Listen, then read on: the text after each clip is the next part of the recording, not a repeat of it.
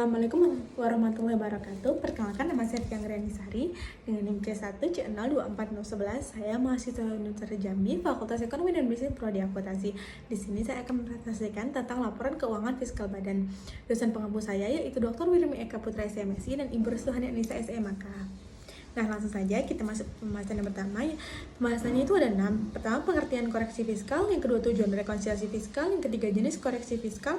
Yang keempat, pengertian dan jenis rekonsiliasi fiskal. Yang kelima, perbedaan laporan keuangan komersial dan fiskal. Dan yang terakhir adalah teknik dan tahapan rekonsiliasi fiskal. Langsung saja kita masuk pengertian rekonsiliasi fiskal. Koreksi fiskal adalah penyesuaian yang dilakukan oleh wajib pajak untuk mencocokkan laporan keuangan komersial dengan ketentuan perpajakan karena pengakuan penghasilan dan biaya dalam akuntansi komersial sering berbeda dengan akuntansi pajak. Melalui rekonsiliasi ini, wajib pajak menyesuaikan laporan berdasarkan SAK dengan laporan yang disusun menurut aturan fiskal agar penghasilan kena pajak dihitung secara akurat dan mencerminkan kondisi ekonomi yang sebenarnya. Nah, lalu ada tujuan rekonsiliasi fiskal, yaitu memastikan kepatuhan dan kesesuaian laporan keuangan. Koreksi fiskal dilakukan untuk menyesuaikan laporan keuangan komersial dengan aturan dan regulasi perpajakan dari Direktorat Jenderal Pajak, sehingga laporan yang disusun bebas dari ketidaksesuaian sebelum diserahkan. Lalu yang kedua, meminimalkan kesalahan perhitungan pajak. Dengan koreksi fiskal, perusahaan dapat mengurangi resiko kesalahan dalam menghitung hutang pajak dan mencegah kerugian akibat perhitungan yang tidak akurat karena setiap transaksi, data dan penghasilan diperiksa kembali secara detail.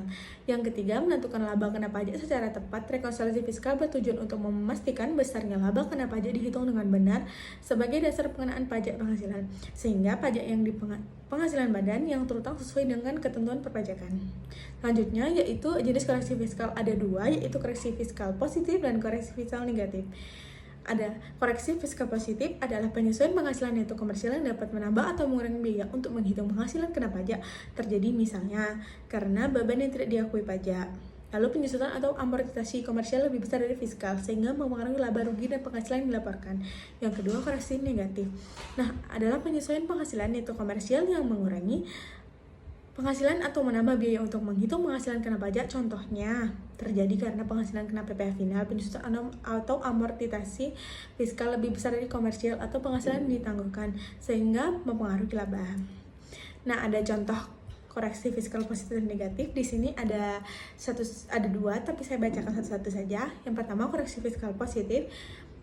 Penyusutan tidak sesuai dengan ketentuan pajak. Contoh perhitungannya, SAK mencatat penyusutan mesin sebesar 20 juta per tahun menurut aturan pajak. Penyusutan yang diperlukan hanya 15 juta perhitungannya, maka penyusutan komersial dikurang penyusutan fiskal sama dengan 20 juta dikurang 15 juta sama dengan 5 juta.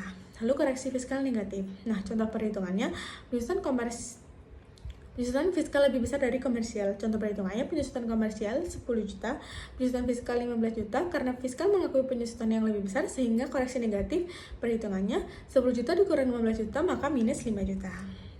Lalu selanjutnya ada rekonsiliasi fiskal, adalah proses penyesuaian antara laporan keuangan komersial yang disusun berdasarkan standar akuntansi atau SAK dengan ketentuan perpajakan untuk menghitung besarnya penghasilan kena pajak secara tepat.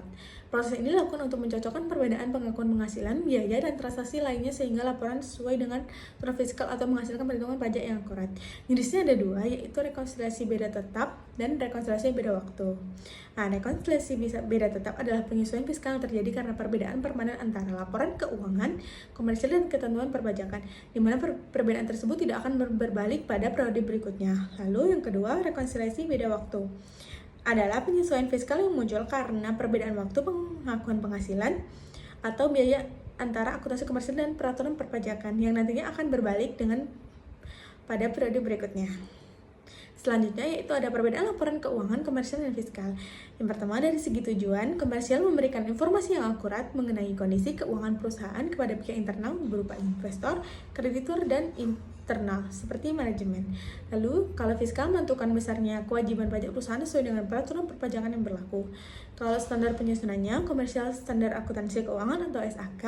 Kalau fiskal peraturan perundang-undangan perpajakan Indonesia. Metode penyusunannya, komersial mengizinkan metode garis lurus, jumlah unit, dan saldo menurun. Sedangkan fiskal hanya mengizinkan metode garis lurus dan saldo menurun. Nah, penghasilan dan beban. Komersial, beban dan penghasilan dibedakan. Ada juga konsep biaya yang memiliki manfaat di masa depan.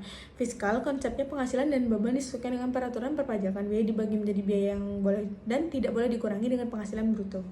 Yang terakhir yaitu teknik rekonsiliasi fiskal. Ada 4. Yang pertama, penghasilan diakui di akuntansi tapi tidak di fiskal dikurangi dengan penghasilan akuntansi sama dengan laba fiskal turun. Penghasilan tidak diakui di akuntansi tapi di fiskal ditambahkan ke penghasilan akuntansi, maka laba fiskal naik. Biaya tidak diakui di akuntansi tapi di fiskal dikurangi dari biaya akuntansi, laba fiskal turun. Nah, biaya tidak diakui akuntansi tapi diperolehkan di fiskal, maka laba fiskal turun. Selanjutnya, teknik rekonsiliasi fiskal. Itu ada 2, perbedaan termasuk sebagai koreksi fiskal positif apabila pendapatan menurut fiskal lebih tinggi dibandingkan dengan akuntansi, atau ada pendapatan yang diakui secara fiskal tetapi tidak diakui dalam laporan akuntansi. Lalu yang kedua, biaya atau pengeluaran menurut fiskal lebih rendah daripada menurut akuntansi. Nah, lalu perbedaan dimasukkan sebagai koreksi fiskal negatif apabila penghasilan menurut fiskal lebih rendah dibandingkan akuntansi, atau ada pendapatan yang dicatat dalam akuntansi tetapi tidak masuk objek pajak menurut fiskal. Lalu biaya atau pengeluaran menurut fiskal lebih besar daripada yang tercatat dalam akuntansi. Lalu ada tahapan rekonsiliasi fiskal, itu ada 4. Yang pertama, mengenal terlebih dahulu penyusunan fiskal yang diperlukan.